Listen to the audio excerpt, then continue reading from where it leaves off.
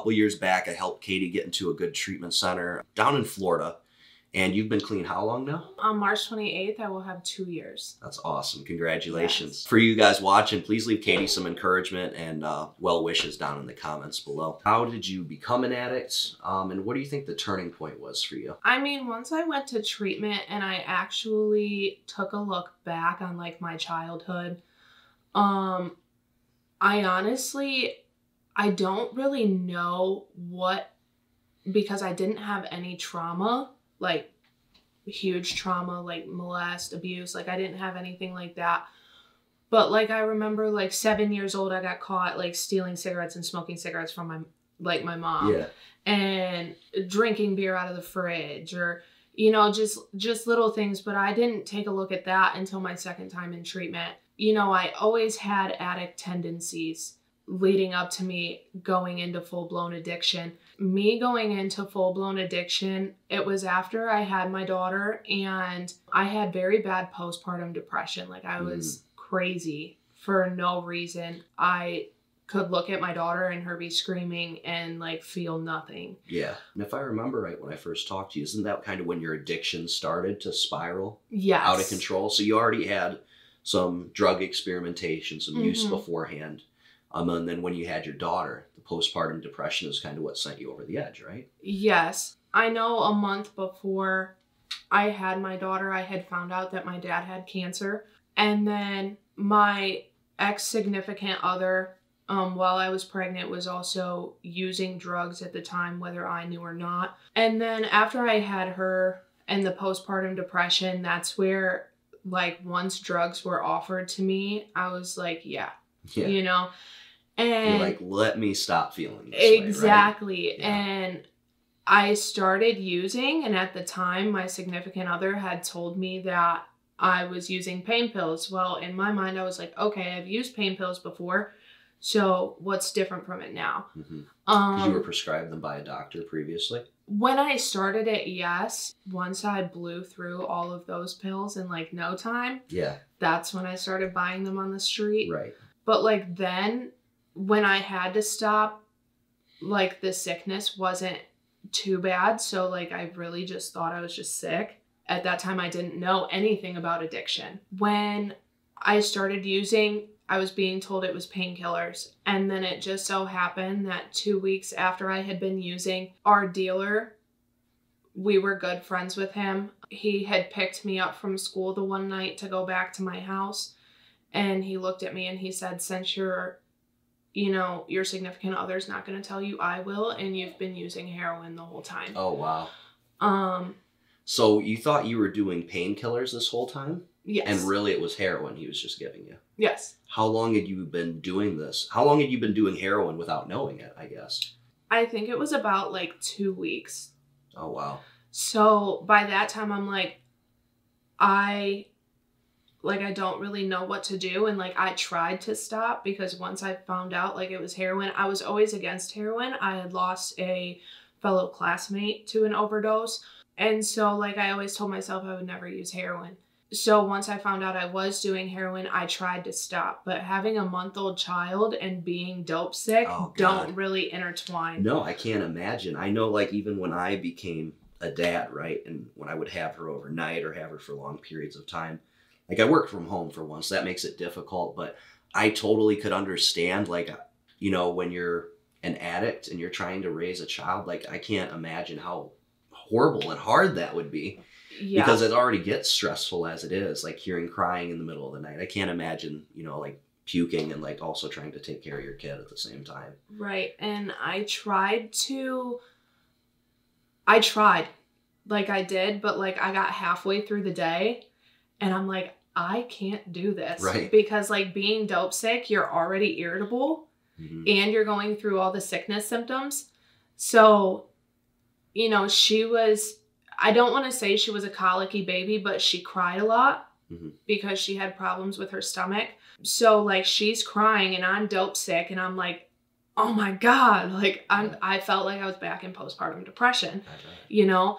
So when you had been using the heroin for a period of time, did that like basically alleviate your postpartum depression symptoms?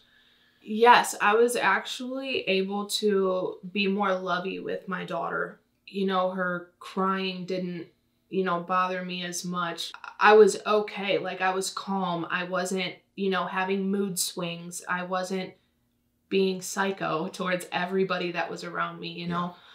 So, like, I wasn't really getting aggravated with her. I was able to be like a loving mother, I felt like. But what I also did notice was after I started using was when she started like crying more. And I didn't understand why. But then when I went to treatment my first time, they had explained it to me, she was inside of you for 9 months. She became used to your heartbeat, your breathing pattern. And like once I started using, those drugs were changing all of that in me.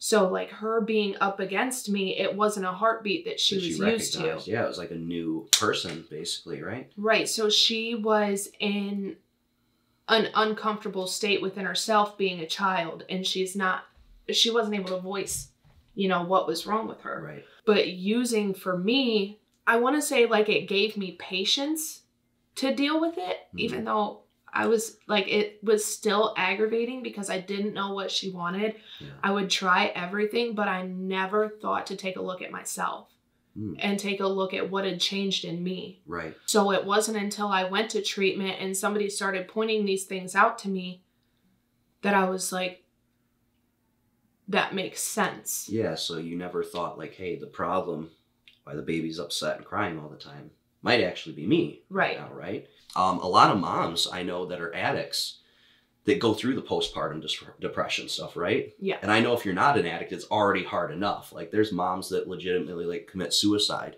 because of postpartum depression. On the extreme end, there's moms that take their own child's life. Like it's a very horrible and terrifying thing when a mother's going through postpartum depression because the hormones change you so much, as I understand it. Yes. That it makes you a completely different person. No one recognized me when I was going through my postpartum depression. They thought I was like bipolar, and it wasn't that I was bipolar. It was just that, when you get pregnant, your hormones change because they're kicking in to be able to take care of the child that's growing inside of you. Yeah.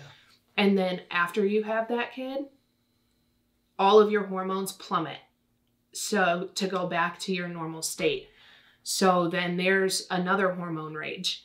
And then while your hormones are going back to normal, you also get the postpartum depression, which brings other hormones and other feelings into your life that you don't know how to deal with. Yeah. You got to look at it like after you have a child, you're not happy with your body. You have that extra baby weight that you gained. And a lot of people think like, oh, I'm going to snap back to what I looked like right after I have my kid. And that's not the case. It took me, I snapped back pretty quick, but I was still had that baby weight for like a month after I had her, which didn't make me feel good about myself. Right. So kind of like all those factors, coupled together cause a lot. The influx of hormones in and down, your emotions going up and down. Maybe, some women being insecure about their weight when they first have that child and not feeling the greatest. And then on top of all that, you have a screaming little kid that needs your undivided attention 24 hours a day. Yes. What about sleep? Was it hard to get sleep during this time too? Yes. She was actually really good at sleeping. She was a baby that like slept a lot. And so like, don't get me wrong, she was a baby, so she still woke up multiple times a night to be fed, to be changed. But like once you got her back to sleep, like she was good for a few hours. I know that the sleep, I would get aggravated because even when she wouldn't wake up, like I breastfed and I pumped to take care of, like to feed her. So like even when she wouldn't wake up, like I would have to wake up to pump. So that she had milk to eat because it would start to hurt me. Yeah. And that's like a big problem I understand for moms too, is like you have to like constantly pump or you can like, doesn't something mess up? I don't really know the most about this subject. When you slow down on pumping, it kind of slows the reproducing of your milk. Okay. So you want to pump as much as possible to keep that reproducing inside of you. Yeah. I know for me, you know, I started using not even a month after I had her. So I had to stop breastfeeding. I was like, oh, I'm only going to get high one day. Mm-hmm. And then, you know, I'll just pump and dump the milk for 3 days and then I'll go back to breastfeeding. Well, once I got high that first day and I felt that I was being a little more loose and having fun and not being so angry, I wanted to feel that all the time. Yeah. So I continued getting high. And unfortunately, my addiction took over before I could go back to breastfeeding my daughter. So that's when we had to start going through all these different formulas that gave her her stomach problems, because it was trial and error, figuring out which formula fit her best. So that was dealing with a lot of crying, a lot of belly aches, a lot of gas, and she just wasn't happy. I remember there were so many times that I called my mom like freaking out, like, Mom, I need you to come over here. Like, she won't stop crying and I don't know what to do. Well, of course, my mom being my mom, she would come over. She would watch her for an hour. She'd be like, you need to go upstairs, just take a breath, lay down, do what you got to do. And she would watch her for an hour and take care of her so that I could have some peace. Yeah, like a mental break. Yes. Yeah. Because at the time, my significant other, he would work all day. So he would work the entire time she was awake. So I was at home dealing with it by myself, which I was to the point that I was ready to have a mental breakdown. I'm like, I don't know what to do. I would sit there and I would cry because she's crying. And I'm like, I've done everything. Like, I've fed you, I've changed you, I've burped you. Like, yeah. I don't know what else there is I can do. So thank God I had my mother. She was a huge help to me. That's for sure. Also, her other grandma, her father's mom, she's been a saint in my life, you know, from the time she was born to now. Yeah, and I think that's an important part to bring up too, because you were lucky enough to have some family support, right? Yes. You know, imagine a mother going through postpartum with depression and addiction, both. Mm-hmm. Either or. Imagine trying to do what you did, like with no family support. Yeah. Like, you probably wouldn't have made it, I would assume. I don't know. I really don't think I would have. I was truly blessed with the family that I do have and her father's side of the family, because when I knew that I needed to take the time to work on myself, I had somebody that I can turn to make sure that she was taken care of and I had nothing to worry about. Yeah. So that was definitely something lifted off my shoulders. You know, I wasn't worried about, you know, foster homes or, you know, her being with somebody else that was doing drugs and then she get taken away from them. You know, that wasn't something that I had to worry about because I knew she was in a safe Christian home that would never let anything happen to her. So that was definitely a blessing in my life. For sure. How long were you using once you had your daughter until you finally went and got help? I was using like 5 months. Okay.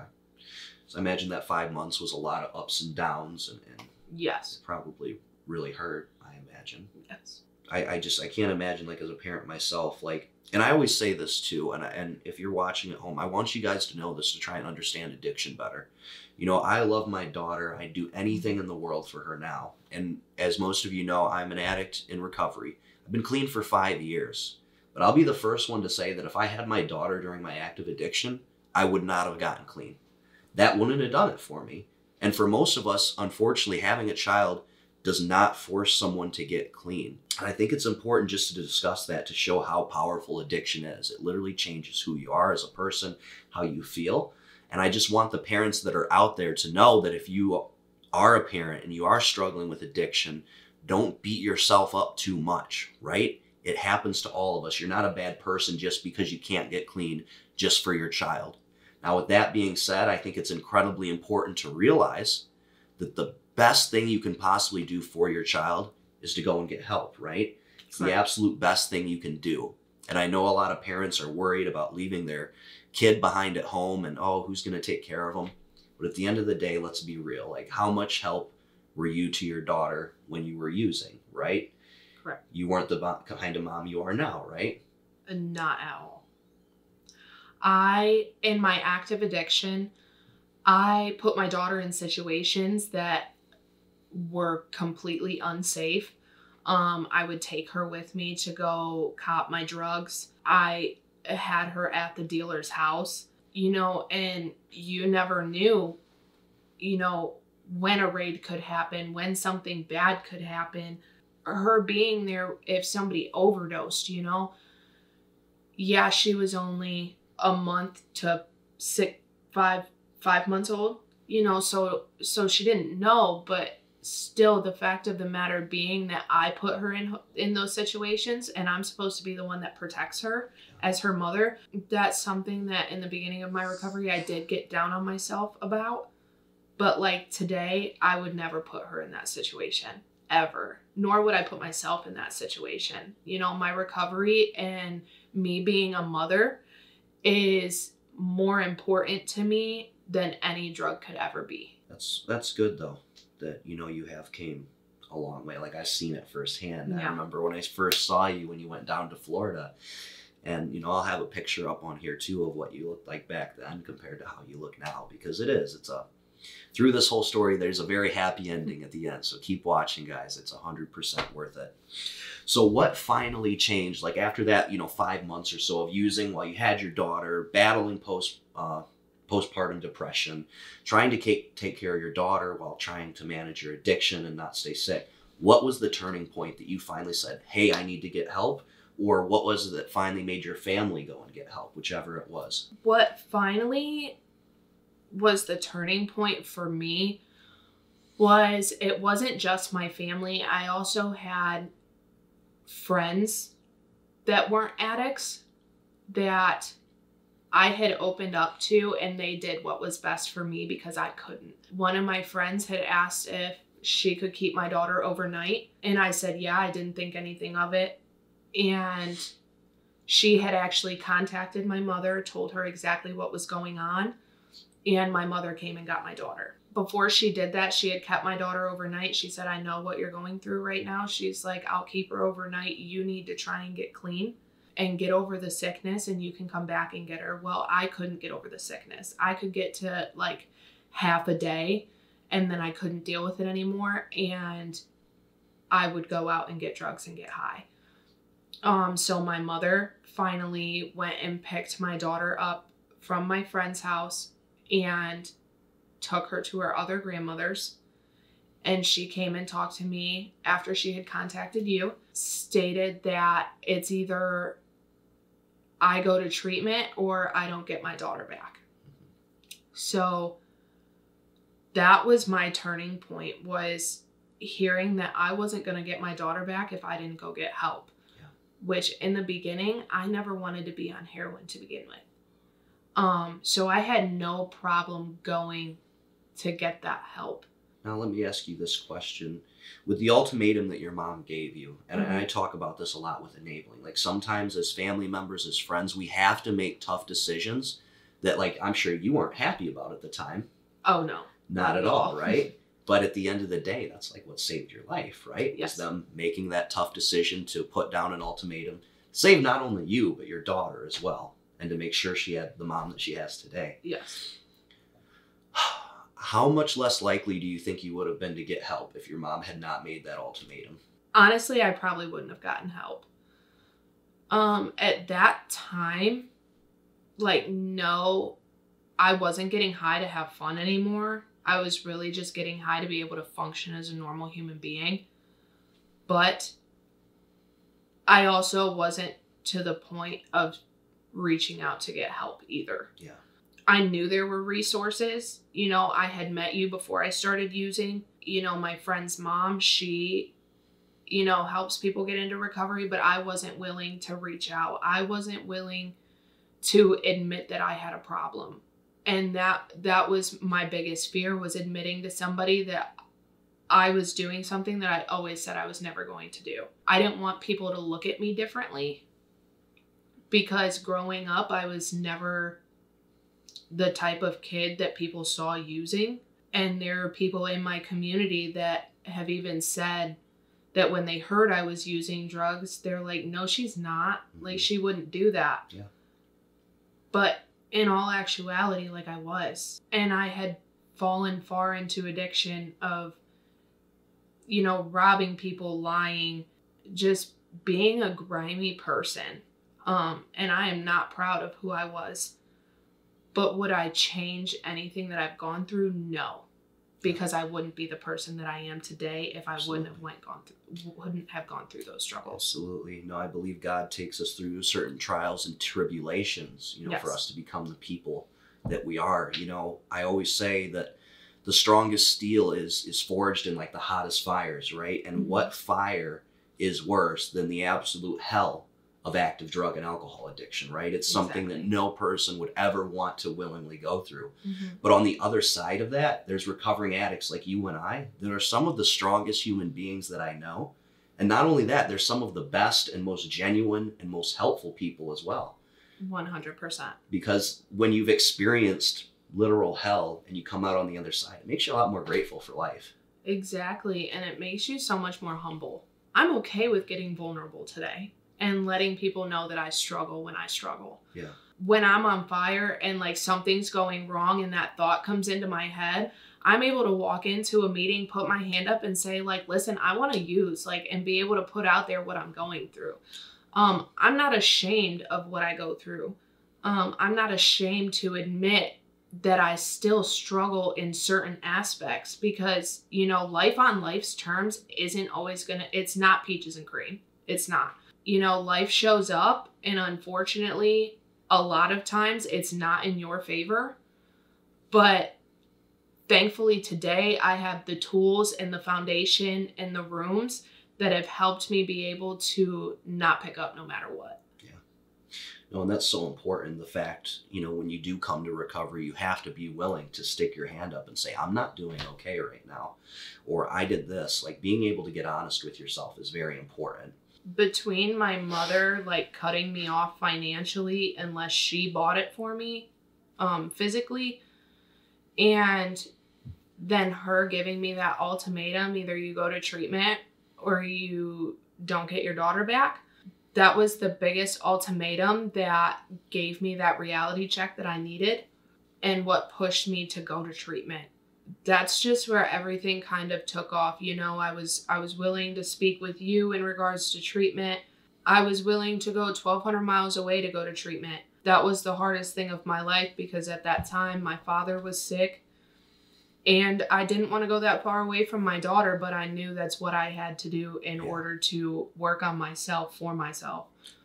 Well, that's a good question to ask too. Do you feel like going out of state for treatment was beneficial for you in your recovery? Yes, 100%.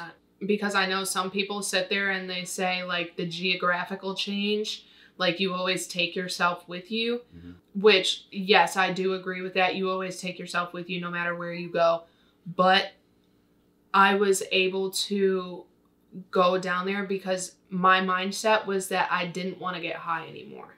So being that I went to Florida, the first time I went to treatment, not so much because I came right home after treatment. Now the second time. How soon did you come home the first time after treatment? I left treatment and came straight home. So that's kind of where your downfall was, is you came home too early.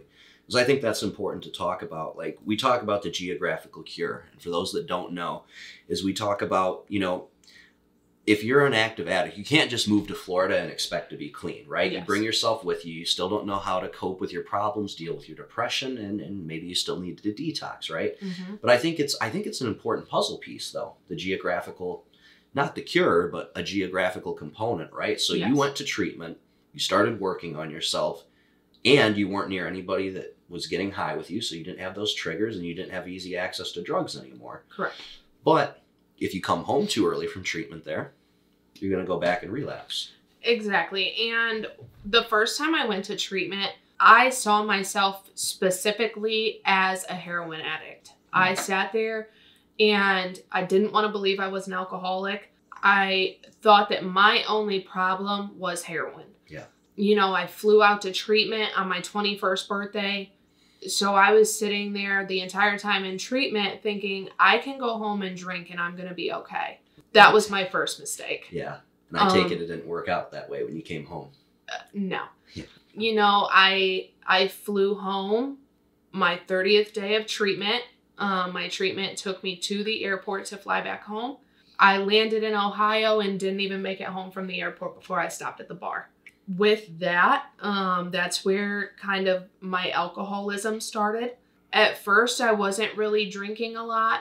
And then I went back to hanging out with my friends that, you know, drink and are able to do those things socially.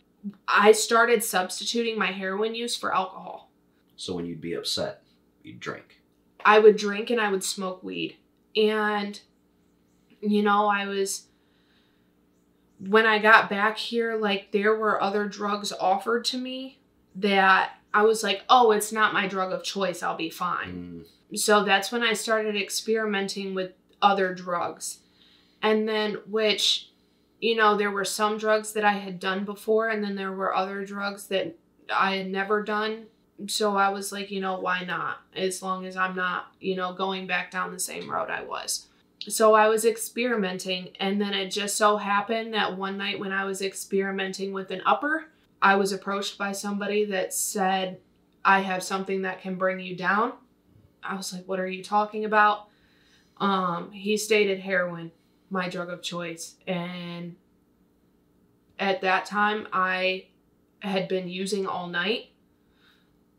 So I was like, okay. And that reopened Pandora's box for me because I sat there and I started feeling the way I felt when I was using before, when I was doing it for fun. Kind of like sets a trigger off in your brain that as soon as you put that opiate back in your body, that it just sets you off right away. You want more and more of it right away. And I did it that night, and I was like, okay, I'll be fine. I went ahead, went back home after a night of partying. I didn't use. I didn't continue using. On February 14th of 2018, I had lost my father. He had gotten cancer from his alcoholism, which caused cancer, cirrhosis of the liver, and it ended up killing him. You know, I had lost my father, and then I ended up losing legal custody of my daughter. I had split up with my significant other, and it was just like everything was happening one right after another, and then I didn't know how to deal with it. I had told my dad before he passed, because one thing he always said was he just wanted to know that I was going to be okay. I always thought that, like, I wasn't able to keep that promise because, you know, I started drinking, and soon enough I was craving heroin again, and I was looking for that high of heroin, and I was doing anything I could to get it. It just so happened that I ended up in a place that heroin could be in my life again every day. And that's an important thing to recognize. Like you said, you came home after 30 days of treatment, and you work in treatment now, so I'm sure you can attest to this too. For most of us, 30 days is not enough time for treatment. It usually just scratches the surface. Like, will some people stay clean at 30 days? Yeah, you know, if they go to treatment for 30 days, but your chances of staying clean long-term increase exponentially if you stay longer than 30 days. In particular, 90 days seems to be a big turning point for people. And in your case, it almost seems like, you know, you just weren't ready to one, come home, and you didn't know that you couldn't drink. And a lot of drug addicts make that mistake, that it almost never turns out good if you try and drink alcohol or smoke weed when you're in recovery. It almost never works out well. But in addition to that, you know, with only the 30 days of treatment, you didn't have the right coping mechanisms yet to deal with, like, the death of your father, to deal with losing custody of your child, to deal with all this stress of real life. Yeah. You know, and I got to that place where heroin could be in my life every day again, and I was like, yes, this is it. You know, and at that point, between losing my father, losing custody of my daughter, and losing my significant other in a matter of, like, literally a week, I was to the point that I wasn't going to use to get high anymore. I was using because I didn't want to live anymore. So every time I was getting high and, like, putting that needle in my arm, I was praying to God to just take me because I didn't want to live. I thought that my daughter was going to be better off without me. My family wouldn't have to worry anymore. And I just thought I would make everybody's life easier. And it wasn't until running hard for 2 weeks, and in that 2 weeks, my life spiraled out of control worse than what it did in 4 months, 5 months. Wow. I had gotten a message from a fellow recovering addict that was asking me if I was okay. And at that time, it was when my pride and ego got in the way again, and I didn't want to admit that I was messing up again, that I had relapsed. And so it took me like 15 minutes to answer this person. But when I finally did, all I said was, I'm good. And that was the sign right there to them that they knew I wasn't good. No, when you hear someone that's in recovery or an addict say, I'm good, usually means they're not good. I was not good whatsoever. Yeah, right. And honestly, I was answering that text message while on my way to Cleveland. So to like, go get drugs, exactly. Right? Yeah. So I was sitting there and telling them that I'm good. And they knew right from that point on that I was not okay. And then it just so happened that the next day I had used, and I was sitting in this apartment that used to be my dad's. Once he passed away, me and my sibling turned it into like a trap house. And I was sitting there, I was by myself and I was high. I was just crying because I was like, how could I let my life get back to this? Why am I doing this to myself? Like, this isn't the life I want to live. Because I realized that going to treatment, and even after coming home, don't get me wrong, I was partying and everything, but the chaos that active addiction brings into your life is no joke. Waking up every day, and as soon as you get up, jumping in the car to figure out who you're going to rob and where you're going to go to get your dope today. And that was just a constant thing all day, every day. And I was sitting there and I was like, I don't want my life to be like this. And that's when I sat there and I had my own spiritual awakening, like the spiritual awakenings that they speak about in the rooms. And I started talking to my dad. And like I said, I was sitting in this apartment by myself, and his recliner that he always sat in started rocking by itself. Oh, wow. And no one was sitting in it. And that's what told me, like, okay, you know what to do. Like, you have the connections, you know the people to get the help that you need to be able to fix your life. And that's when I reached out and I sat there and I told him, like, I'm sorry, I lied to you. I'm not okay. And I was able to fly out to treatment the next day. You know, when people go to treatment, they're always trying to come up with excuses like, I have to take care of my apartment, or I have to figure out somewhere to go for my kids, or I got to see my kids before I leave. No, I walked out of my apartment. I left everything. I literally packed the only clothes that I had left, which was literally like a half a suitcase. And I left everything. Like, I had stuff piled in closets. I had furniture, just everything. I just walked out on all of it. I didn't get to go see my daughter before I left because I found out I was leaving at like 9 o'clock at night and I was flying out at 7 o'clock the next morning. So I didn't get to see my daughter before I left. I had to call my mom and tell my mom, like, Mom, I'm messing up again. I'm leaving to Florida in the morning. And my mom got up out of bed so I could come over and say goodbye to her. And I knew this time going to treatment down in Florida that I had to do something different. And what I did different is I didn't just go through a PHP program. I stayed there. I went through the PHP, the IOP, the outpatient, and then I even stayed there and lived halfway at my treatment center. I lived at my treatment center for a total of 8 months. And even after that, I moved into halfway. I didn't move out and go out on my own. Like, I moved into a different halfway house where I still had the stability. There were people to keep me accountable, where, you know, I still had to drop, you know, UAs and go to so many meetings a week, like, able to, like, still hold myself accountable for those actions that I know I needed to do for my recovery. And, you know, it was suggested to me in the rooms to stay in halfway for your first year of recovery. And that's exactly what I did. Now, like a week after my 1-year anniversary, I moved out with a roommate that had also gone to treatment with me. We had a beautiful 4-bedroom townhouse, and, you know, we had roommates. We went to our meetings. We hung out, and it was just nice to keep myself surrounded by sober people, by clean people. Those were really the only people that I hung out with, was sober people, and I found out how much fun you could have in sobriety. Right.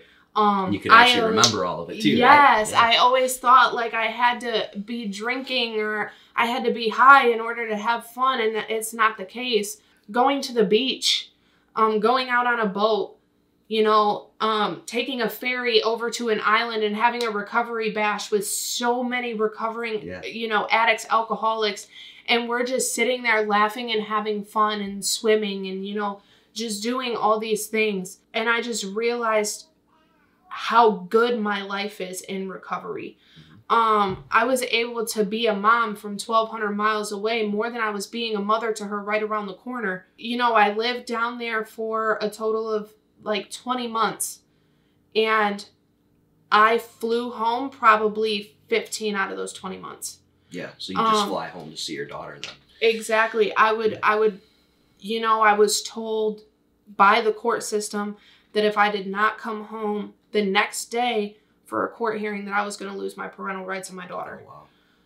I called my mom freaking out, and 2 hours later I was on a plane to fly back to Ohio, and I was flying into where I was only here for like 16 hours. Really? So you just had to go to the court date and leave, fly back. Yeah. And then at one point I sat in jail in recovery. I remember that. Yeah. Yes, it was not a fun experience, and I never want to do it again. How many months clean were you when you had to do your time? I had 90 days clean. You had 90 days clean? Yes. And how long did you have to sit in jail? I had to sit 10 days in jail with females that talked about smoking crack all day. I remember this. It was so hard. I was like, I don't even know what to say to you. Like, and I'm saying like these females are sitting there like snorting their nighttime meds, and I'm like, I'm going to go over to my bunk now, because like that makes me uncomfortable, you know? Well, it's like got to be a huge trigger, you know? And like you talked about why, you know, what did you do different this time, right? It was, you stayed in treatment longer, and you surrounded yourself around sober people and people that would hold you accountable. Yes. Well, you're 90 days clean, doing great in the center, and then you have to come back to sit your 10 days in jail where you're surrounded by people talking about smoking crack, snorting their nighttime meds. That must have been really hard. It definitely was hard, but I knew from getting my foundation, getting my support system, and finding a sponsor, I knew exactly where I wanted my life to go. And, you know, that wasn't it. I didn't want to follow in that trigger and then end up right back where I was going. Because, you know, I knew the night that I got out of jail, I knew that my mother wasn't going to be at home. So, okay, if I go snorting my night meds while in jail, what am I going to do when I have no one watching me? Yeah. And I'm out on the streets by myself in the town that I ran in.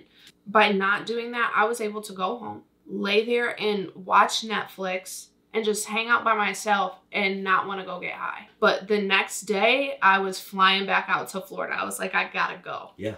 And it's important and good that you realize that, like, Ohio was not the place for you to get sober. You were not ready to stay in Ohio. And you went back to treatment and took care of the business you need to take care of.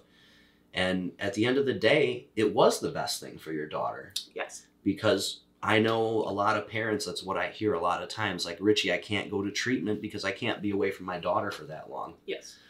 But like you said yourself, you were more of a mom to her 1,200 miles away being sober than you were in the same room with her getting high or relapsing. Exactly. And like from Florida, I was able to, you know, pay and put on a birthday party for her by myself. I was able to be present like at Christmas and be able to like buy her gifts at Christmas. You know, I was able to show up for things, not only for my daughter, but for my family. For my mother, I was able to show up to her wedding and walk her down the aisle. That's awesome. You know, she wanted me there. Yeah, And you weren't just crashing the wedding, nodding exactly. out, into the punch bowl or something, exactly. right? Like, I wasn't sitting there, like, nodding out. I was sitting there having a great time, getting to see my family, eating some really good food. If I was high, I wouldn't have ate, because you don't eat when you're using. Right. And like, those are just the blessings of, working recovery. Mm-hmm. Is you get your family back in your life. You may have thought that you like burned bridges that wouldn't be able to be mended, but you're able to mend them. Yeah, usually you are. And the biggest thing that people want to see when you're making amends is just changed behavior. That's the greatest amends you can make, is just to be clean and sober, be a good person, be working. Yes. And the one amends that I was very worried about was the amends to my father, because he was no longer here.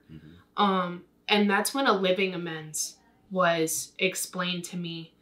And by just living my sober lifestyle and doing the next right thing, that was the amends to my father that I needed to make.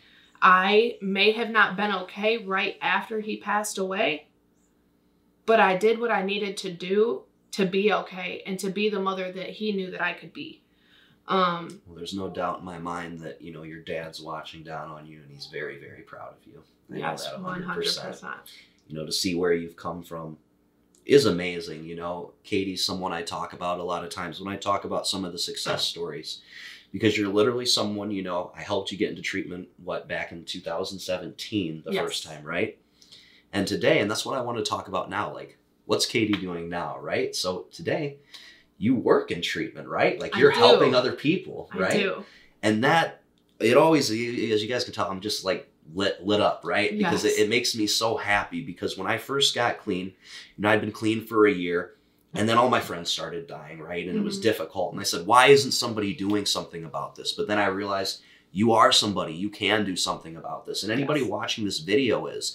And the whole concept that I wanted to have was, like, if I could help 5 people get clean and sober, and those 5 people helped 5 other people get clean and sober, there'll be this huge domino effect where we'll start to make a dent in this problem. And Katie is like living proof of that in action. Yes. Working in treatment, I'm able to get more close and personal with the clients, as in them being able to speak to me about struggles, and I'm able to spread my experience, strength, and hope in situations that I've been through that are like theirs, and tell them what I did. Yeah, because you're not just a therapist that's reading out of a book. Like, you had the lived experience. You can say, I went through this program, I did X, Y, and Z, and it works. Look at my life today. Yes. And like, I love working in treatment. For the past almost year and a half, that's what I've done, is I've worked in treatment, whether it be, indirect contact or direct contact with the clients. I enjoy extremely what I do for a living, because helping that next struggling addict is what keeps me clean. Mm-hmm. Absolutely. Being able to talk somebody through their struggles, or even just be there to show up. If somebody has a lead, or, somebody is struggling and just needs somebody to talk to, like, I'm able to show up for them today. It's the 12th step of a 12-step program, right? We carried on the message to the still sick and suffering alcoholic. Yes. And that's truly incredible to do on an everyday basis, too. Yes. It's truly a blessing. It was very different moving back to Ohio from Florida, because recovery is very different in both areas. Absolutely. I got a sponsor. I worked the 12 steps of a 12-step program. I was able to do that in one fellowship, and also be a part of another fellowship as well, because I was able to relate in both aspects. I had been asked to speak in both fellowships, and they may have different views of what I said, but either way, I was at least able to touch one person. Yeah, absolutely. And that was my main goal, was to just touch one person in that room. And thankfully, I was able to do that, because you never know if you're the reason that person stays clean that day. Absolutely. Yeah, and that can be huge. And, you know, sometimes just saying a kind word to someone can be like what makes a difference. Exactly. So, You never know what someone else is going through. And that's why I always try to be kind. You know, no matter what a person looks like, no matter what color a person is, you know, I say hi to people because sometimes just that hi, how are you doing? Just asking that simple question makes that person feel like someone actually cares. someone actually took enough time to ask them how Exactly. they were doing. You know, there's been times in my life where someone just said something really nice to me, or maybe they held a door open and gave me a compliment, right? And it can totally change your whole day, right? Like you could be having a terrible day. Some stranger says something really nice to you. Yeah. And it can like brighten your whole day. Exactly. So never underestimate the power of a kind word.